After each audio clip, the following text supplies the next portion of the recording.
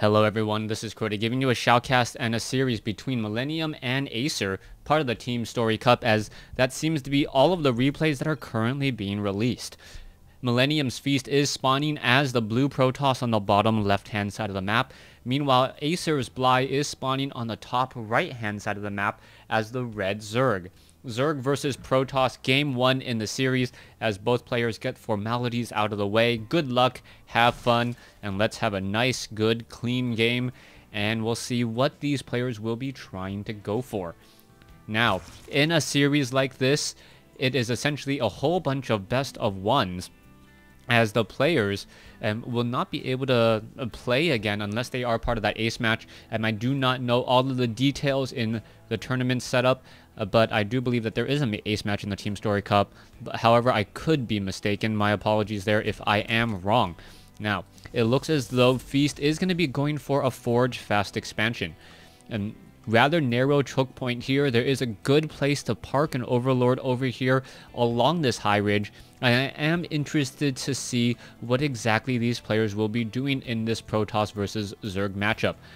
Protoss versus Zerg has really started to become much more of an economic game, as both players generally set up their expansions well before, I would say, the 4-minute mark, if not even the 3-minute mark. Nexus and Hatchery will be placed down relatively quickly, meaning you're going to be low on production buildings, and by process, low also in terms of units. It looks as though Feast is going to be going for a Nexus first here on Neo Planet, as he, meanwhile, Bly is also going for a Hatchery first. So Hatchery first versus Nexus first. Both sides are not going to have any units to be aggressive with each other for quite some time. Now, what it's going to be important to note is who is going to have the proper scouting. In a game like this, you do need to deal some sort of damage. You need to be able to harass, kill probes, kill workers, kill drones, in some sort of fashion. Otherwise, your opponent is just going to have too strong of an economic lead. If you try to battle it out with a maximum supply versus maximum supply, generally Zerg does come out slightly ahead in that situation, since they can get maximum supply slightly faster. Now, I have not really seen two base all-ins used anymore since Wings of Liberty. They've seemed to fallen out of favor, as Zerg players have perhaps found some way to combat it and be able to shut it down. You can see that this probe is still wandering around here, and Bly, it doesn't look like he's going to be setting up another base at that 4-minute mark. So Bly, for some reason, not going to be going onto a quick 3 bases. Normally, Zerg players do this, but you can tell that there is no Hatchery here, obviously no Hatchery down here, and I'm curious as to what Bly is going to be working on. We can see that the metabolic boost will be started in just a moment. Drones on gas right now. A key thing to note will be whether or not Bly pulls these drones off of gas in order to harvest more minerals, or if he leaves these drones on gas for perhaps banelings or some other sort of gas tech. Zerglings are chasing after the probe here. The probe is taking a bit of damage, and I do not believe the probe will be able to get away. Nope, the Zerglings are backing off a bit, and these Zerglings are now looking to get in front and able to get off another shot there. The probe cannot afford to go on creep. As soon as it gets on creep, it will get taken down, as these 4 Zerglings are going to chase and chase and chase. It looks like that probe will get taken down. One more hit. Come on, wait for it. Oh, yes, there it goes. Meanwhile, back over here, you can see Feast currently does have a Forge up. He is not getting the weapons upgrade and is now going into a Stargate. All right, I got to remember to load the unit preloader. The game seems to be lagging just a bit, as we are taking a look at now double gas coming in from Feast. Feast will be running up on 4 gas, perhaps trying to do a bit of Oracle harassment. He only has 1 production building right now in this gateway, and is he going to be able to get anything here? Oh, the Zerglings trying to sneak by, and it looks like they will be able to sneak by. 2 of them get in, and that was actually just a little bit of sloppy play by Feast. Meanwhile, Bly is actually getting a little bit sloppy as well, as he was supply blocked at 34. I believe 36 supply for quite some time now. He's up to 43 over 44, and once more supply blocked again. That is not good news for him, as he is currently down in terms of harvesters. 38 compared to 38 now after a round of drones do come in. Metabolic boost has been completed for those Zerglings. The Zerglings, all they can really do is stay up on the high ground. And for some reason, Feast has not gotten a mothership core. Normally, this Zergling harassment would get shut down pretty quickly, but with the mothership core, but that doesn't seem to be the case here, as, oh, the Zergling, I believe, did get a worker kill before it was taken down, and then a new worker had to come over. Meanwhile, back over here, a Void Ray chasing after Bly's Overlord. And if you notice, that Overlord is flying rather quickly. The pneumatized Carapace upgrade has been moved to tier 1, so that's the reason why it was able to be started so much earlier. Now we already see Bly responding with that initial, or spawning that initial Void Ray by getting Hydralisk. Meanwhile, Feast is also going into a robotics facility, and that robotics facility should be a decent move. All right, here you go. Why isn't the Overlord chasing after, or why isn't this unit chasing after all these Overlords here? It looks like one Overlord will get shot down. Is it going to perhaps take another Overlord down? Yes, and Bly is going to be in a bit of trouble, losing Overlords left and right. He cannot afford to lose these Overlords like this. No, there is finally a Queen off over here. Bly is not chasing that Overlord, instead finally chasing it. Is it going to be enough? No. Now backing away, already down to 80 hit points as Creep tries to be, or Creep is spreading in the center here. Bly perhaps should be laying down a Creep tumor in between these two locations in order to start setting up that Creep highway. Taking a look at the losses, 400 versus 200 at this point. There is one mothership core out on the field as the Overlord now doing a bit of scouting. Observer now coming into play. Robotics Bay coming in as well. It's being hidden more off to the south here. And with that, we should be seeing some Colossi to shut down these Hydralisks. Hydralisks are getting that muscular augments before that Groove Spine upgrade. But remember, these Hydralisks need to get very close to those Void Rays to be at all effective. And as long as Feast does have a good number of force fields and maybe even a time warp or two, he could, in fact, shut down the Hydralisks before they get within range. One of the reasons why Hydralisks are effective against Void Rays is because they're able to group up underneath and get a lot of damage in, especially with the movement speed upgrade.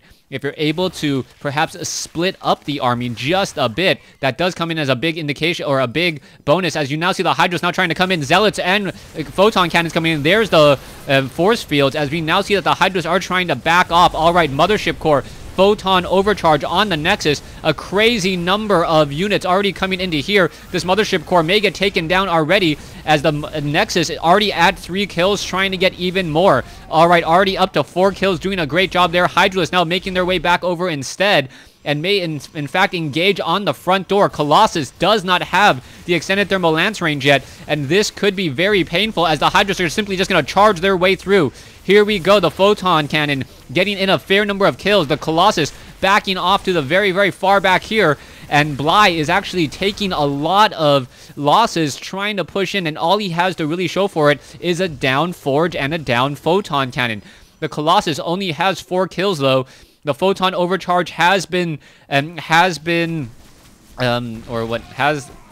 discontinued, as it is just a temporary upgrade. You can see the Hydralisks now trying to make their way over as the Colossus now trying to come in. There we go.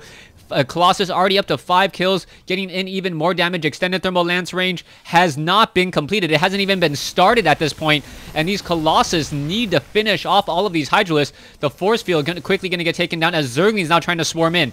All right, Feast barely holding on to this, does have an 8 supply advantage, but the majority of that supply advantage is in workers. He actually has only even in terms of army supply, and as long as Feast is able to just continue to crank out these Colossus, he should be okay. But the front door is completely wide open. There is one Zealot there. Zergling's Colossus getting caught out in open field. That is not good. Hydralisks now unable to engage. Zergling's now trying to finish off all the sentries. Both sides pushing their way through as once more the Photon Overcharge comes in, and that Nexus already has 8 kills. Here we go. Colossus now ready to go. Perhaps trying to finish off the rest of the units here. We are going into a Spire. We should be getting in some Corruptors. There is about a 25 supply advantage for Feast. Bly now looking to move in. You can see a Changeling is going to make its way in. And is it going to fall? Yes, it will rather quickly, as there are still Overlords spewing creep in the front portion of Feast's base. Bly now backing off with these Hydralisks and these Zerglings. What is going to come of this, as we are now going to be on 4 bases for Bly, but more importantly, he's going to have 8 extractors up, and those 8 extractors will allow him to pretty much build any army that he sees fit. Let's take a look at this. The Hydralisks now making their way over. A Void Ray trying to snipe down this hatchery. The hatchery taking a bit of damage already, but the Void Ray may not get the necessary kill off. You can see it is dealing a fair bit of damage, but it is no longer activating under that Photon Overcharge, the Prismatic Charge, as we now see the Hydralisk get underneath this Void Ray. Down it goes, and the hatchery already down to 600 some odd hit points, but will stay alive and allow for even higher gas consumption, almost about 1,000 gas a minute at this point. That is going to be a lot of corruptors to deal with if Bly does in fact go for corruptors, but no, he's in fact going for mutalisk, as the mutalisk will be enough to deal with perhaps the Colossus if there are no stalkers in play. What is happening here? It looks like Stargate, and there is a contamination from that Overseer. That is a very, very telltale sign. Meanwhile, a huge number of Colossus stalkers blinking their way forward, and Bly with a whole bunch of mutalisks. Are they going to be able to get away in time? Zealots finishing off that hatchery here. Mutalisks trying to make their way in. Stalkers blink forward, and this is a huge play. All we need is a Guardian Shield, and the Guardian Shield does limit the amount of damage these mutalisks deal, because the Guardian Shield adds 2 armor and reduces the Glaive Worm bounce significantly. Here we go. We have Hydralisks off to the side. We have Mutalisk now trying to find a bit of an opening, about a 26 supply discrepancy, but the army supply is where it's at right now, only about a 20 discrepancy here. Colossus are ready to go, but there is not enough anti-air. Force fields now trying to come in as the Mutalisk simply just charge in and take down a whole bunch of Colossus and units on the far side here. All the Stalkers are on the other side of the base.